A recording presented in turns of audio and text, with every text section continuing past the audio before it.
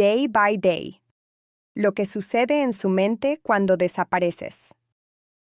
Al principio, cuando te vas, su mente no entiende el silencio. No es inmediato el dolor ni la tristeza profunda. Es más bien una especie de confusión suave, como cuando alguien apaga una luz en una habitación que ella creía conocer de memoria. Mira su teléfono con la misma frecuencia de siempre, esperando una notificación que no llega, convencida de que quizás estás ocupado, quizás estás pensando qué decir, quizás simplemente el día ha sido largo para ambos. En los primeros días, su mente se aferra a la lógica, te justifica, te defiende incluso en tu ausencia. Debe tener sus razones, se dice a sí misma, y en ese proceso llena los vacíos con excusas que le permiten seguir funcionando, seguir sonriendo, seguir actuando como si nada hubiera cambiado. Pero algo sí ha cambiado, aunque todavía no quiera admitirlo. Con el paso del tiempo, el silencio empieza a pesar más. Ya no es solo tu ausencia física, sino la ausencia de tus palabras, de tus hábitos, de esa rutina invisible que compartían sin darse cuenta. Su mente comienza a reproducir recuerdos en bucle, conversaciones simples, risas pequeñas, detalles que antes parecían insignificantes.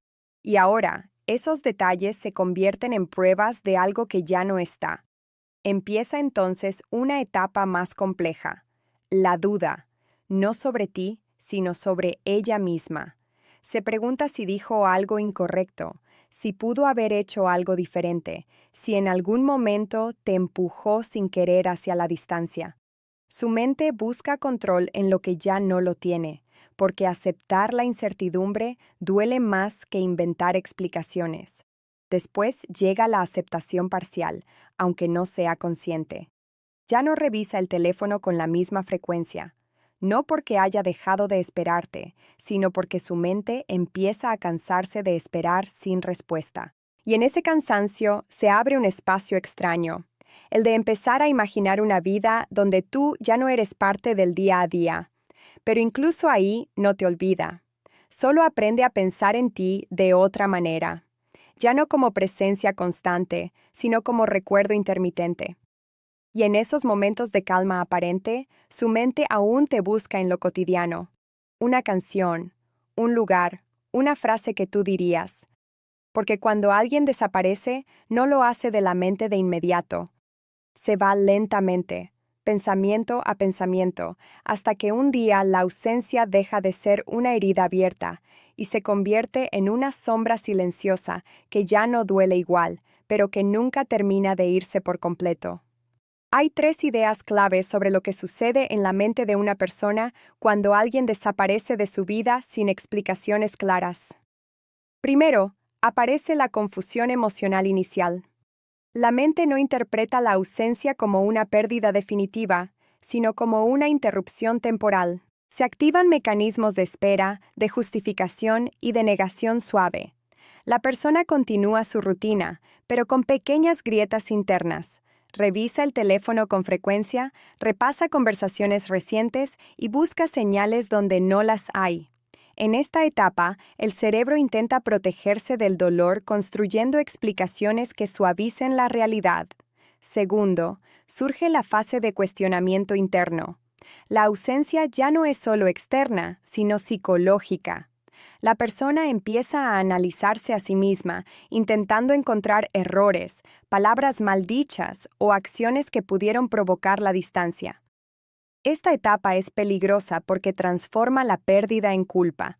La mente, al no tener respuestas del otro lado, crea sus propias teorías, y muchas veces esas teorías son más duras que la realidad. Tercero, la evolución emocional progresiva que ocurre cuando el silencio se prolonga y la mente se ve obligada a adaptarse a una nueva normalidad. Este proceso no es lineal ni rápido, sino profundamente complejo, lleno de retrocesos, momentos de claridad y recaídas emocionales. En esta fase, la mente comienza a reorganizar su percepción del vínculo. Al principio, la persona sigue esperando de forma inconsciente. No siempre es una espera activa, pero sí una expectativa latente. Por ejemplo, Puede estar trabajando, estudiando o realizando actividades cotidianas, pero una parte de su atención sigue conectada a la posibilidad de que el otro reaparezca. Esta expectativa silenciosa es una de las formas más persistentes del apego emocional, porque no depende de la lógica, sino de la costumbre emocional que se ha formado con el tiempo. Con el paso de los días, esta expectativa empieza a entrar en conflicto con la realidad. El cerebro humano no está diseñado para sostener indefinidamente la incertidumbre sin intentar resolverla, por lo que comienza a ajustar sus modelos internos. Esto significa que la persona empieza a reinterpretar los recuerdos. Situaciones que antes se percibían como seguras ahora se revisan con duda. Conversaciones que antes parecían llenas de conexión ahora se analizan con distancia emocional. Este proceso no es voluntario, es una forma de adaptación psicológica para reducir el impacto del vacío. Sin embargo, este ajuste no elimina el dolor, sino que lo transforma. La ausencia deja de ser un evento agudo y se convierte en un estado emocional de fondo. Ya no es una herida abierta que sangra constantemente, sino una sensación más estable, más silenciosa, que aparece en momentos específicos. Una canción, un lugar, una hora del día. La mente empieza a asociar estímulos cotidianos con la presencia perdida, creando pequeños disparadores emocionales que reactivan recuerdos de forma inesperada. Durante este proceso, también ocurre una reorganización de la identidad emocional. La persona no solo piensa en quién desapareció, sino también en quién es ella misma sin esa presencia. Este es uno de los aspectos más profundos de la experiencia, porque el vínculo que se ha roto no era solo externo, sino también interno. Las rutinas compartidas, las expectativas mutuas y los planes futuros formaban parte de la construcción del yo. Cuando eso desaparece, la mente se ve obligada a reconstruir esa identidad sin una pieza importante. Este proceso de reconstrucción no es inmediato ni coherente. Hay días en los que la persona siente avance, claridad y aceptación parcial. En esos momentos, la ausencia parece menos intensa y la vida cotidiana recupera cierto equilibrio.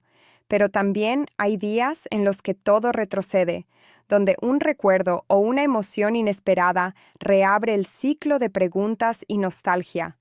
Esta oscilación es normal, porque la mente no procesa la pérdida en línea recta, sino en espirales emocionales. Otro elemento importante en esta fase es la idealización gradual del pasado.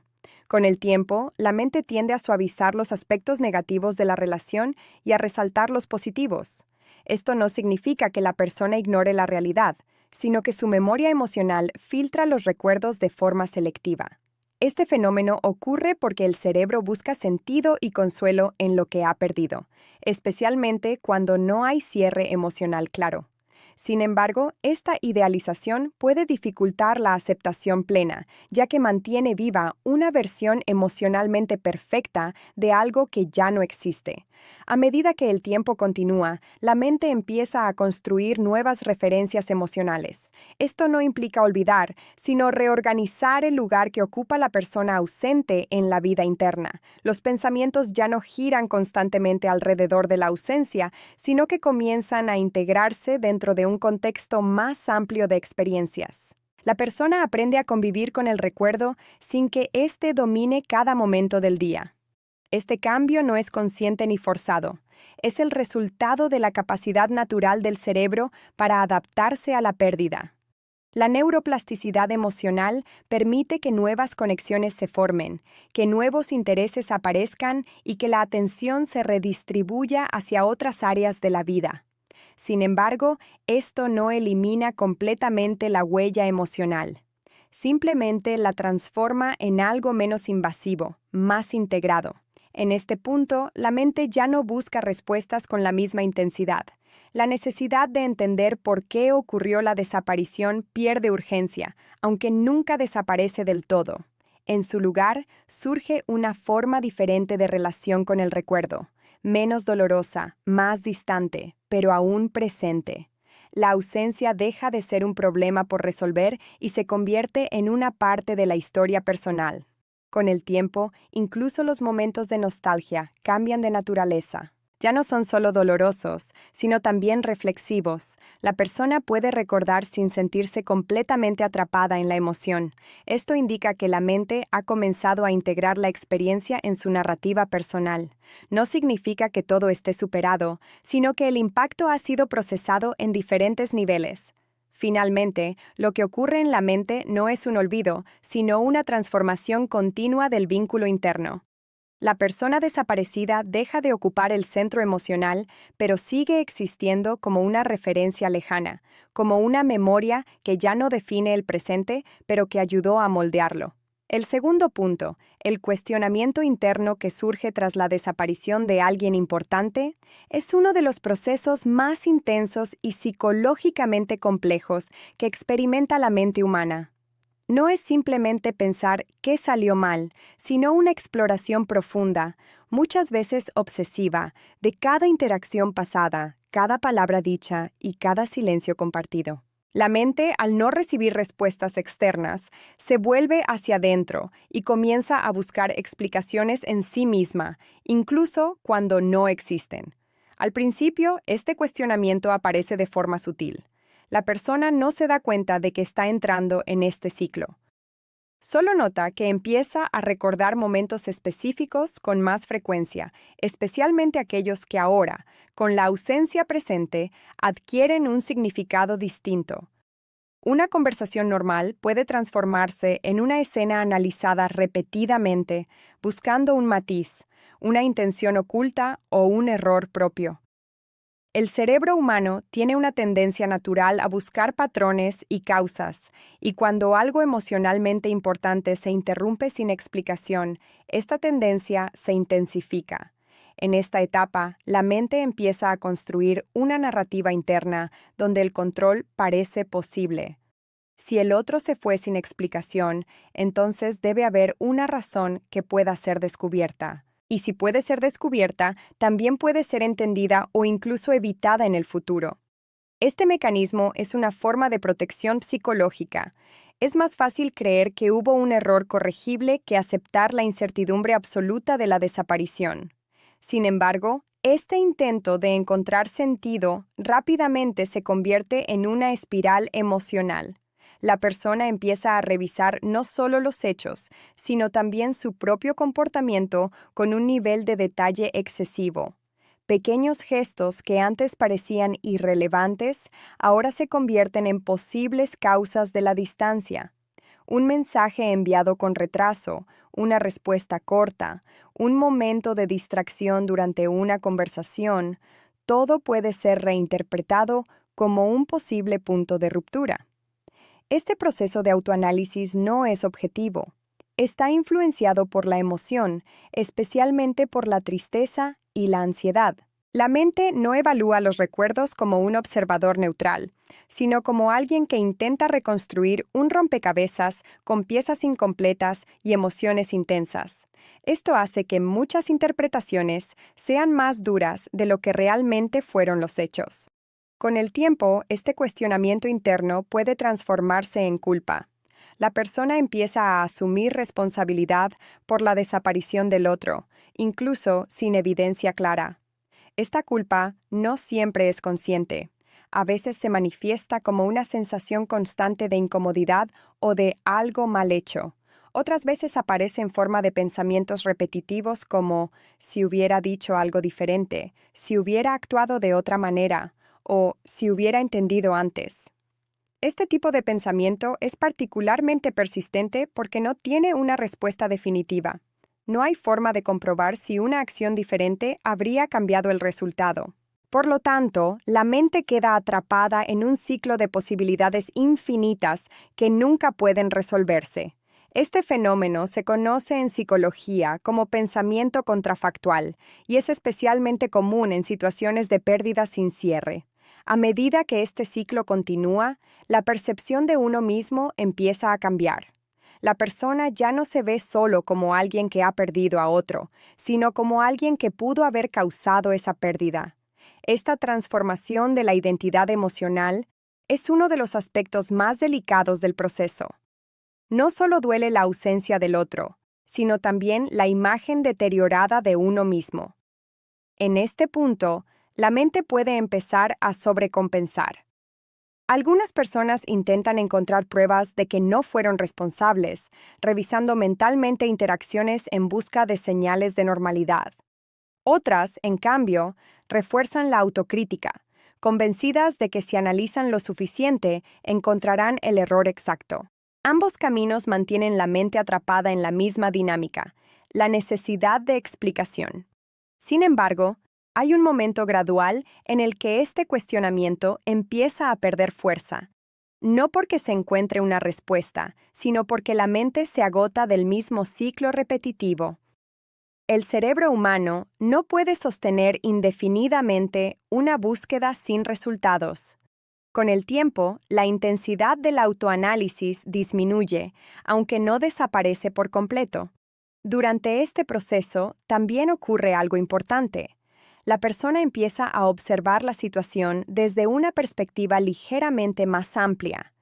Empieza a notar que no todo dependía de ella, que la dinámica entre dos personas es compleja y que la desaparición de alguien rara vez tiene una única causa.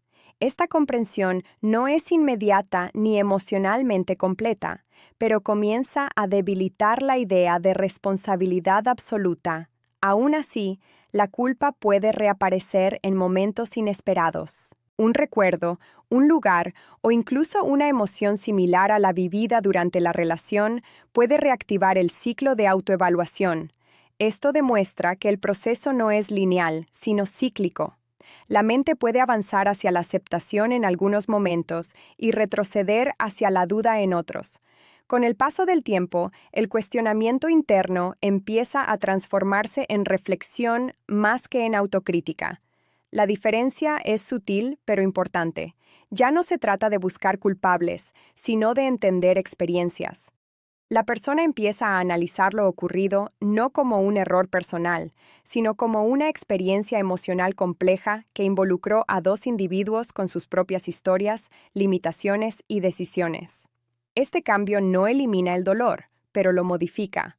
La carga emocional se vuelve menos pesada porque deja de estar centrada exclusivamente en la culpa. La mente empieza a aceptar que no todas las preguntas tienen respuesta y que no todas las respuestas cambian el presente. En este punto, el recuerdo de la desaparición ya no es solo un análisis constante, sino una parte integrada de la experiencia vital. La persona sigue recordando, sigue pensando en lo ocurrido, pero ya no con la misma urgencia destructiva. El cuestionamiento interno se convierte lentamente en una comprensión más amplia de la experiencia humana de la pérdida, donde el control absoluto nunca fue posible desde el principio.